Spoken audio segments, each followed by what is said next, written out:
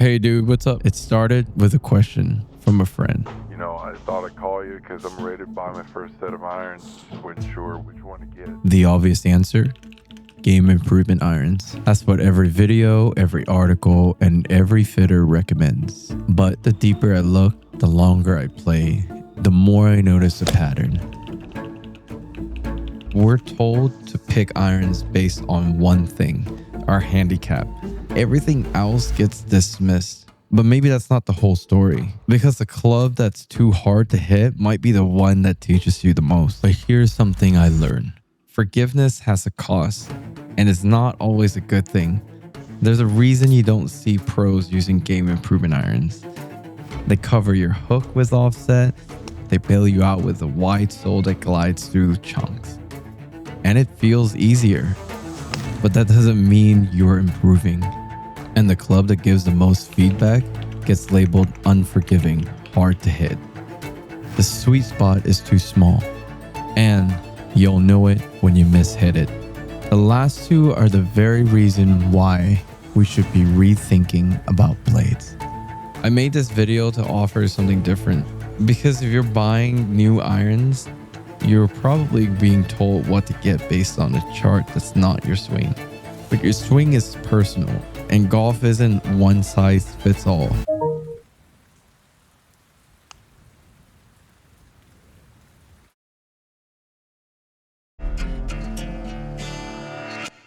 When you're new, it's easy to follow, but easy now can cost you later. I'm not here to rank clubs or tell you what to play. I just want to show you what each iron type is actually built to do and how to choose based on feel, feedback, and the kind of golfer you want to become.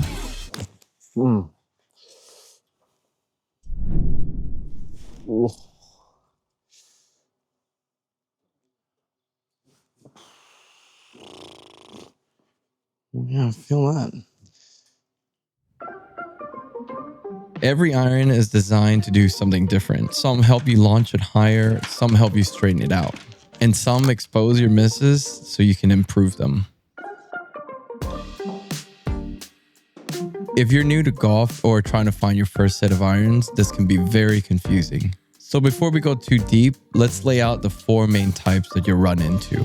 We got game improvement irons, which is the most common place to start. Then player's distance, a blend of power and control. And I kind of lump player's irons into player's distance as well.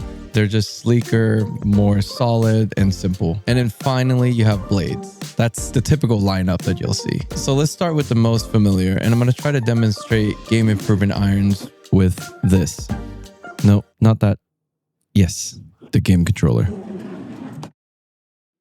Game improvement irons are like using a controller with aim assist. They're easy, familiar, comfortable. There's help baked in there, and it makes the game more fun and playable. Game improvement irons have wide soles that glides through turf. There's perimeter weighting to stabilize the face, and the lower CG, which is center of gravity, it adds launch so the ball goes up higher. Game improvement irons are a great way for everyone to enjoy the game.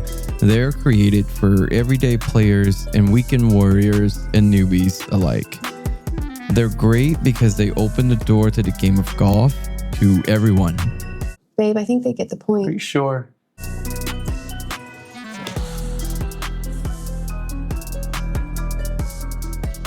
Really, babe? Okay, you're right.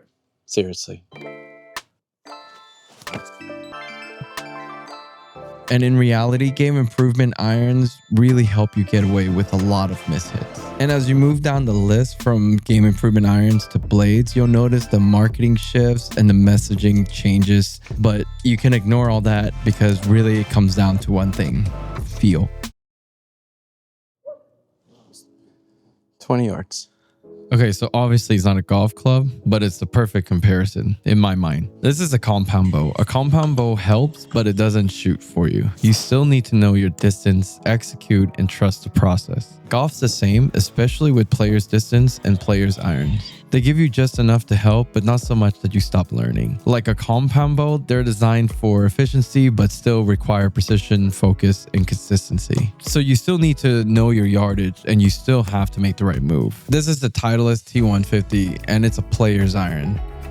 It's got a compact head shape, forged feel, and just enough tech to keep things stable. Dual tungsten weights adds forgiveness without taking away feedback. And the muscle channel behind the face gives it a little extra pop without feeling springy. So you end up getting control, precision, and just a little bit of help when you need it.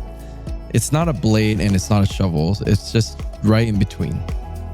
And for most players, that's exactly what they need. Most golfers end up in player's distance or player's irons. They're not drastically different. It just mostly comes down to shape, loft, and feel. But for some reason, these don't get recommended to new players. Why? Because they're for better players.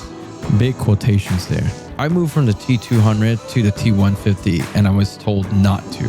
But I trusted myself and how it looked, and literally the first strike, best of the day. I pretty much played the T150 from the second year I played golf until last year. And honestly, it was the best decision to go to a more compact size for me. And you know, that's when I realized your swing responds to what you see. Like visual confidence matters more than specs. And that's why this next step is not about being good enough. It's about getting better faster. If game improvement irons are like playing on a controller with aim assist, blades are more like playing mouse and keyboard on a PC game. But I like to think of blades as something different, like a chainsaw. It's a powerful tool, but only if you know where to cut. Felling a tree takes planning just like a shot. You need to read the descent angle, find your attack angle, and aim where the tree is going to fall. Even chopping firewood, you've got to know the goal. Want 3, 4, or 5 logs. Depending on how it's sitting, you might need to cut it from the top down or go under and lift up so that way the chain doesn't bind. It's the same with blades. Every swing needs intent for where to strike, how to get there, what result you want, and you need focus for both. And if you get it right, it's clean, solid, and right on the number. This is a P7MB. It's a true blade and it looks sharp. Blades force you to focus, no distraction, no compensation. If you're off, you feel it, and that's how you get better. Blades are very compact from toe to heel and the top line as well. The good and bad thing about playing blades is that one end you have this iron that gives you the ultimate feedback. You'll actually know where you're hitting it if you're hitting it off the toe or the heel. But then on the other end, the mishits are just unforgiving. Which is why blades aren't for everyone. They're demanding, but they're actually for more people than we think. The less offset that you get actually helps you with flipping. And then the thin top lines, it helps you with focusing on your shots. And then the no face tech just means more control. And when you miss, you'll know exactly where you hit, just like I said, and you'll learn from it. If you're getting fitted, try everything. Even if you're shooting 100, if it looks good and feels right, it's a good start. Because at the end of the day, the engine in the club is actually the golf shaft itself, but that's for a different video. At the end of the day, you have to decide what kind of golfer you want to become. Maybe it's just having fun on the weekends with your friends or playing with your kids and enjoying family time, doing something you all love to enjoy. Or maybe you do want to win and you want to compete or play in a tournament or be the best in your friend group. Whatever it is, commit to it. Just don't forget, golf is meant to be fun. However you define that, don't lose sight of what brought you to the game. But just remember, forgiveness could be your friend or your enemy, and it has a cost. If you guys made it this far, you're the kind of golfers I made this for. I appreciate you guys staying and watching. I hope that you guys found it informative. If you guys enjoyed it, don't forget to hit the subscribe and like button. And if you guys have suggestions or want me to do a certain topic and make some cinematic videos for those, just leave a comment below and I would love to make more videos like these. Again, thanks for watching and I'll see you guys next time.